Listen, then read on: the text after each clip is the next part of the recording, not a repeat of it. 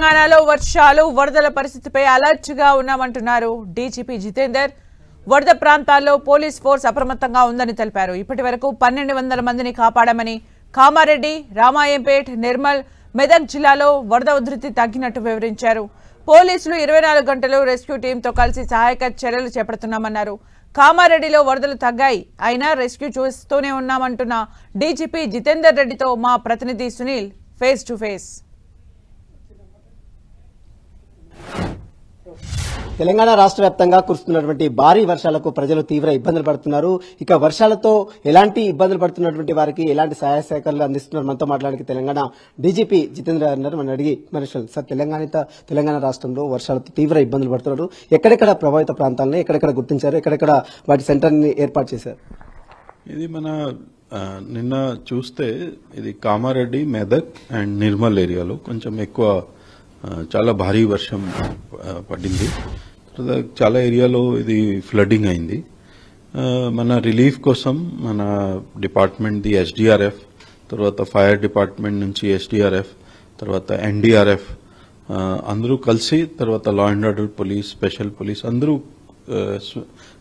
కలిసి టీం లాగా పని చేస్తే చాలా మందికి రిలీఫ్ ఇవ్వటం జరిగింది. నియర్లీ 1000 పీపుల్ స్ట్రాండెడ్ అయ్యారు.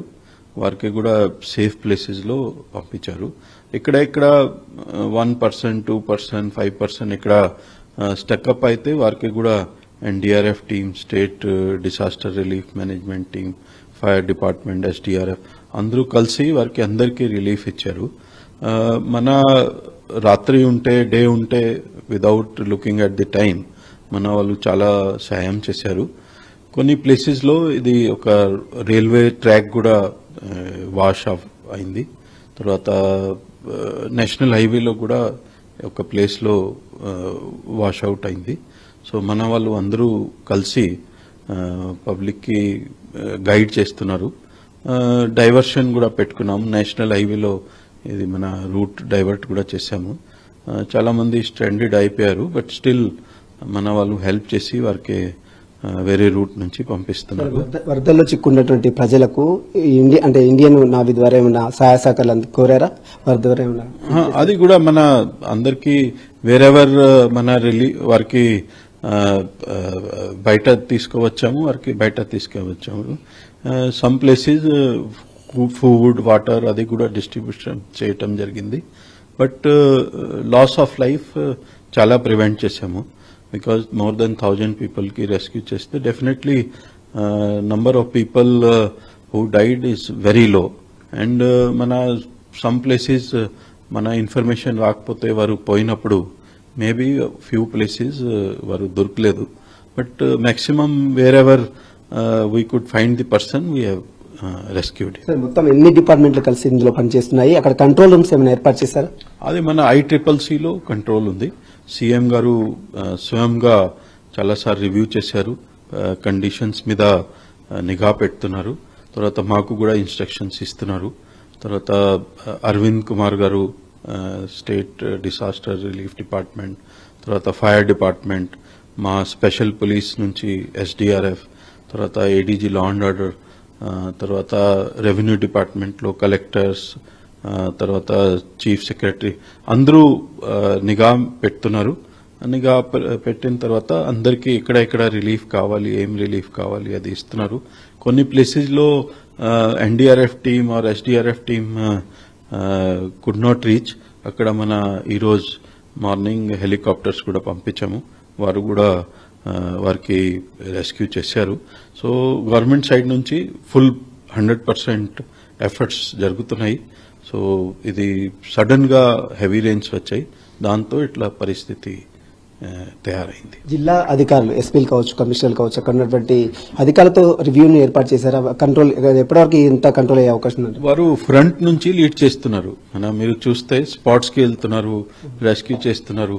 సో మన మెయిన్ ఎఫర్ట్ ఈజ్ రిలీఫ్ ఇవ్వాలి, పబ్లిక్ కి మన రెస్క్యూ చేయాలి. తర్వాత 100% ఎఫర్ట్స్ పెట్టాలి. All collectors and SP's from 3 districts, they are leading from front. And మన అందరూ టచ్ లో ఉన్నాం. Sir call centre specific call centre ఏర్పాటు చేస్తారా? ఈ స్పెసిఫిక్ అది మా దగ్గర ఉంది, 100 డయల్ ఉంది, తర్వాత ICCC ఉంది, అందరూ కలిసి పని చేస్తాం. సార్ ఇదంతా కంట్రోల్ కావడానికి ఇంకెంత టైం పడుతుంది సార్? It depends. మన ఈ రోజు కూడా ఫోర్కాస్ట్ ఉంది, అది వర్షం వస్తే కొంచెం టైం పడుతుంది, వర్షం లేకపోతే already receding water receding start అయింది. సో ఇది నేషనల్ హైవే రిస్టోరేషన్ కూడా NHAI వాళ్ళు చేస్తున్నారు, రైల్వేది కూడా పని స్టార్ట్ అయింది. సో మన వర్షం మళ్ళీ ఎక్కువ వర్షం రాకపోతే తొందరగా అయిపోతుంది. సార్ ఈ జాతీయ రహదారులకు సంబంధించిన విషయంలో చాలా దెబ్బతిన్నాయి, అక్కడ చాలా ట్రాఫిక్ డైవర్షన్ అవుతుంది, అక్కడ ఎలాంటి ప్రికాషన్ తీసుకోవాలని పబ్లిక్ అప్పీల్ చేస్తారు? అది పబ్లిక్ కి అనవసరంగా వెళ్ళకూడదు, మన చాలా అవసరం ఉంటే వెళ్ళాలి. బికాజ్ ఏమైతుంది, డైవర్షన్ అయితే టైం కూడా ఎక్కువ పడుతుంది, ట్రాఫిక్ కూడా ఎక్కువ ఉంటుంది.